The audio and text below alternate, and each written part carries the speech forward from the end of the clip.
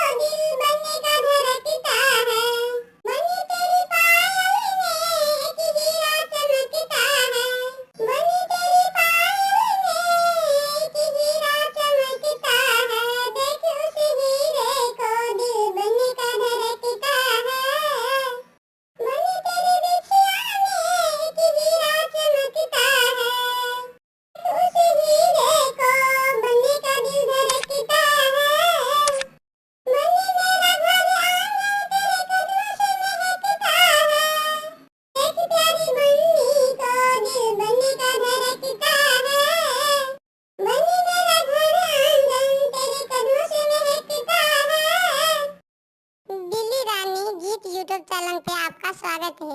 यहाँ पर आपको एनिमेशन वीडियो गीत मिलेगा। अगर आपको यह चैनल बिल्ली रानी गीत आपको पसंद है तो अपना कमेंट करें और साथ साथ चैनल को सब्सक्राइब जरूर करें। धन्यवाद।